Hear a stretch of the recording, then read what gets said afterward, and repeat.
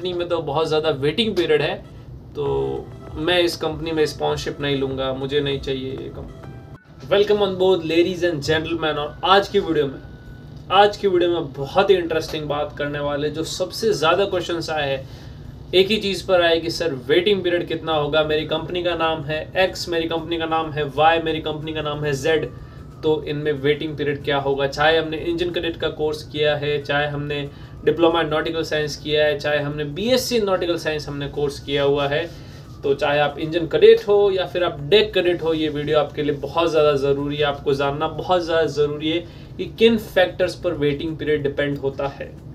जैसे कि आपने भी न्यूली, या तो आप अभी इंस्टीट्यूट में पढ़ रहे हो या फिर आप अभी पास आउट हो चुके हो और अपने शिप ज्वाइन करने के लिए वेट कर रहे हो, तो आपको जानना है कि ऑलमोस्ट इस कंपनी में वेटिंग पीरियड कितना होता है और ये बेसिकली किस चीज़ के ऊपर डिपेंड करता है। तो आज की वीडियो में वही बात करने वाले। चलिए वीडियो शुरू करते हैं। तो बहुत सारे लोगों को डाउट है वेटिंग पीरियड किस चीज़ों के ऊपर डिपेंड करता है और हमको कितनी वेटिंग मिलेगी। मेरी कंपनी का नाम अगर A है तो मेरी कंपनी का नाम B है, तो मैं वो सभी चीज़ें आपकी इस वीडियो में क्लियर करने वाला हूँ। बहुत सारे लोगों को ये लगता है कि जो फर्स्ट 6 मंथ्स होते हैं आफ्टर योर ग्रेजुएशन, जैसे आपने ग्रेजुएशन कंप्लीट कर ली या फिर आपने डिप्लोमा कंप्लीट कर लिया और अब आपको शिप पे जाने का टाइम आया है, तो जो फर्स्ट 6 मंथ्स होते हैं आपकी ग्रेजुएशन या डिप्लोमा के बाद वाले, उसको वेटिंग पीरियड प्लीज़ कंसिडर मत करो। इनफैक्ट कंपनीज भी बोलती है कि ये वेटिंग पीरियड नहीं है। क्यों नहीं है, मैं इस चीज़ पे लॉजिकल बात करूंगा, क्योंकि ये जो फर्स्ट 6 मंथ्स होते हैं इसमें आपके जो डिफरेंट इंडक्शन प्रोग्राम्स है जो कंपनी कंडक्ट करवाती है वो इसमें होते हैं। डिफरेंट मॉड्यूलर कोर्सेज है जो कंपनी आपको बोलती है कि ये कोर्सेज है जो आपको करने पड़ेंगे। तीसरी बात ये है कि STCW के जो मैंडेटरी कोर्सेज है, बहुत सारी कंपनी बोलती है कि इन कोर्सेज को आप प्री-सी कोर्स के साथ मत करो, जब आपकी ग्रेजुएशन या डिप्लोमा पूरा हो जाए उसके बाद इन कोर्सेज को करो। उसके बाद में डॉक्यूमेंटेशन, बहुत सारे डॉक्यूमेंट्स आपसे कंपनी मांगेगी, ये डॉक्यूमेंट्स हमको भेजो, फिर बोलेगी ये और डॉक्यूमेंट्स की स्कैन कॉपी भेजो, फिर सिग्नेचर के लिए कॉपी भेजो। तो ये सब एक लंबी प्रोसेस है, एक दिन में ये सब कुछ काम होने वाला नहीं। उसके बाद में आपका जो मेडिकल एग्जामिनेशन है वो होगा, जो कंपनी कंडक्ट करवाएगी, और मेडिकल एग्जामिनेशन में आप पास होते हो, फेल होते हो या फिर उसमें कुछ आपको इम्प्रूवमेंट होता है, वो उसमें प्रोसेसिंग टाइम लग जाता है। और फिर एक बहुत ही इंपॉर्टेंट डॉक्यूमेंट है CDC, जिसको लोग कंटिन्यू डिस्चार्ज सर्टिफिकेट्स के नाम से जानते हैं, तो वो डॉक्यूमेंट आने में भी टाइम लगता है। तो ये कंप्लीट जो ग्रेजुएशन के बाद आपका जो 6 महीना है उसको आप प्लीज़ वेटिंग पीरियड कंसिडर मत करो। वो एक नॉर्मल टाइम है, उतना टाइम तो लगेगा ही। ऐसा नहीं है कि आपने कल ग्रेजुएशन ख़त्म की और आज आप जहाज़ पे चढ़ जाओगे, इम्पॉसिबल है ये। तो 6 महीने को आप वेटिंग पीरियड प्लीज़ कंसिडर मत करो। इतना time documentation formalities, courses formalities में लग ही जाता है। अब हम बात करेंगे कि वेटिंग पीरियड एक्चुअली डिपेंड किस चीज़ के ऊपर कर रहा है। तो इसके लिए आपको बहुत ही अच्छी चीज़ समझनी होगी, आपकी जो कंपनी उसकी फ्लीट साइज़ कितनी है। अब आप मुझसे पूछोगे कि सर फ्लीट साइज़ क्या होता है। फ्लीट साइज़ का मतलब ये कि आपकी शिपिंग कंपनी के पास में कितने सारे जहाज़ है। उनके पास 10 जहाज़ है, उनके पास 20 जहाज़ है, उनके पास 100 जहाज़ है, तो उनके पास कितने जहाज़ है।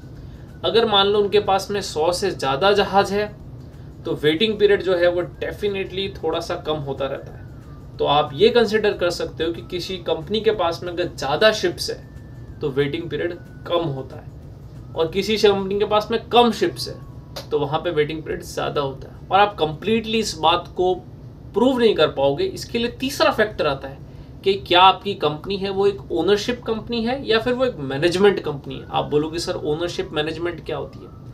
अगर आपके घर पे कोई गाड़ी है वो आपकी खुद की है, आपने पैसे दे के खुद ने खरीदी है, या फिर आप किराए की या रेंट की जो गाड़ी है वो चलाते हो, तो मैनेजमेंट कंपनी वो होती है जो डिफरेंट कंपनी से एक दो जहाज इकट्ठा करती है और वो शिप चलाती है। और जो ओनरशिप कंपनी होती है वो ओनर की खुद की कंपनी है, वो खुद उसमें इन्वेस्ट कर रहा है और उसकी वो कंपनी है। तो बहुत सारी चीज़ें डिपेंड करती है। अब यहाँ पर टेक्निकल पोर्शन भी आएगा, तो उसमें आप इतना कंफ्यूज मत हो। बस ये देखो कि आपकी कंपनी का फ्लीट साइज कितना है और आपकी जो कंपनी है वो मैनेजमेंट कंपनी है या ओनरशिप कंपनी है। और अगर वो ओनरशिप कंपनी है तो चांसेस ज़्यादा है कि वेटिंग आपकी बहुत ही कम होगी। लेकिन वो अगर मैनेजमेंट कंपनी से और उन्होंने बहुत सारे कैडेट्स रिक्रूट कर रखे तो डेफिनेटली आपकी वेटिंग पीरियड बढ़ता चला जाएगा। लेकिन फर्स्ट 6 मंथ्स को वेटिंग पीरियड तो आपको कंसिडर करना ही नहीं, मैं भी क्लियरली आपको बोल रहा हूँ। नंबर जो 4 बात है वो ध्यान से सुनो। बहुत सारे कैडेट्स जो होते हैं जो स्टार्टिंग में फर्स्ट शिप को जिनको ज्वाइन करना होता है तो वो एक गलती कर बैठते हैं। मेरे सामने भी कुछ केसेस आए थे कि बहुत बार अपने मैनिंग ऑफिस मीन्स की जो लोग ऑफिस में बैठे हैं आप ही के कंपनी के, वो आपको जहाज़ पे भेजेंगे, उनको बहुत बार तंग करने लगते कि हमको जल्दी जहाज़ पे भेजो, जल्दी जहाज़ पे भेजो। उससे कुछ नहीं हो सकता है। इसकी जगह आप उनको मंथली बेसिस पर एक ईमेल ड्रॉप कर सकते हैं कि मेरा अभी अपडेट क्या है और मुझे कब जहाज़ मिलेगा। तो वो सबसे एक बेस्ट अप्रोच रहता है। और मैंने ऐसे भी केसेस देखे ईमेल्स में कि बहुत सारे करेज को बहुत ज़्यादा उन्होंने ईमेल्स भेज दिए कंपनी को, तो कंपनी ने उनको डिबेरेट कर दिया, वहाँ से निकाल दिया। तो ऐसे केसेस भी आते हैं। और नंबर 5 बात है कि अब क्या किया जाए। मेरी जो कंपनी है वो एक्स है और ये बहुत ज़्यादा वेटिंग है, इसमें 1-1.5 साल की वेटिंग है, तो मैं इस कंपनी में स्पॉन्सरशिप नहीं लूँगा, फालतू में मेरा टाइम वेस्ट हो रहा है। तो ये बात के गांठ बांध लो, हमने ही खुद ने इंडिया में ये चीज़ क्रिएट की है कि एजेंट को पैसा दे के हम जहाज़ पे चढ़ रहे हैं। बाकी कंट्रीज़ में ऐसा नहीं है। आप कोई भी कोर्स करो, आप diploma nautical science, BSc nautical science या मरीन इंजीनियरिंग कोर्स करो, आपका कंपनी ही पैसा देगी। जिस कंपनी में आप स्पॉन्सरशिप आपको मिली वही कंपनी आपका पैसा देगी। आपकी पूरी कॉलेज, पूरी ग्रेजुएशन फ्री है, पढ़ने का कोई पैसा नहीं है। तो सोचो शिप पे जाने का कोई पैसा हो सकता है? Definitely no. तो हमने इंडिया में हालात ऐसे कर दिए कि हमको जल्दी से जल्दी शिप पे जाना है। तो अब सिचुएशन, उस बारे में हम बात नहीं करेंगे, वो सिचुएशन बहुत ज़्यादा ख़राब है। तो अभी सिचुएशन इतनी ख़राब है कि आप किसी कंपनी को ऐसे नहीं बोल सकते यार इसमें वेटिंग बहुत ज़्यादा है, इसलिए मेरे को ये अपॉर्चुनिटी मिल रही है, मैं इसको नहीं लूँगा, मैं कंपनी बी की तरफ चला जाऊँगा। कंपनी ए में वेटिंग पीरियड 13 महीने है, कोई मतलब नहीं है, वेस्ट ऑफ टाइम है। ऐसा अगर आप सोचते हो तो आप कंप्लीटली रॉन्ग हो मेरे फ्रेंड। अभी कैडेटशिप का टाइम एक ऐसा होता है ना, आपको मैक्सिमम और मेंटली आपको प्रिपेयर होना पड़ता है कि कोई भी शिप हो, कैसा भी जहाज हो, मैं जाऊंगा, मैं सेल करूंगा और अपनी कैडेटशिप पूरी कर लूँगा। एक बार मेरी कैडेटशिप पूरी हो जाएगी, चाहे मेरे पास क्लास 4 का COC आए या फिर मेरे पास सेकंड मेट का COC आ जाए, उस टाइम के बाद में मैं धीरे धीरे कंपनी चेंज करने की कोशिश कर सकता हूँ, किसी अच्छी कंपनी में शिफ्ट हो सकता हूँ।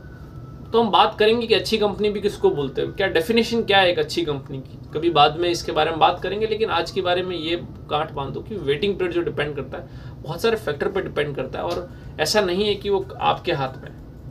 ज़्यादा से ज़्यादा वेटिंग पीरियड होता हुआ मैंने जो देखा वो देखा मैंने मैक्सिमम ग्रेजुएशन के बाद 6 मंथ्स को तो मैंने बोला कंसिडर मत ही करो, उसके बाद में 6 या 8 मंथ्स मैक्सिमम मैंने ये देखा है लोगों को कि 6 महीने के बाद में 8 महीने और उन्होंने इंतज़ार किया और तब जाके उनको जहाज़ मिला। होता है स्टार्टिंग में इतना, क्योंकि कंपनीज जो होती है वो बहुत सारे कैडेट्स रिक्रूट कर लेती है। जहाज अगर 100 है तो कैडेट्स रिक्रूट कर लेगी 300-400। तो कम्प्लीटली डिपेंड करता है। तो इतना ज़्यादा बेचैन मत हो। शिप पे आप लोग जाओगे, बस एक चीज़ को ध्यान रखो कि कोई भी कंपनी मिल रही है, अच्छी कंपनी है, अप्रूव्ड कंपनी है, जाओ उसमें। वेटिंग पीरियड वगैरह किसी को मत देखो। सबकी लाइफ सॉर्ट आउट होगी जब आप सेकंड मेट का COC निकालोगे और अच्छे जहाज़ पे जाओगे और आपको अपना काम आता होगा, या फिर आप क्लास 4 का जो निकालोगे टिकट, उसके बाद में आप अच्छे जहाज़ पे जाओगे और आपको अपना काम आना चाहिए। फिर आपकी स्किल बोलेगी, लोग आपको सामने से ऑफ़र करेंगे कि हाँ इस कंपनी में आ जाओ, इस कंपनी में आ जाओ।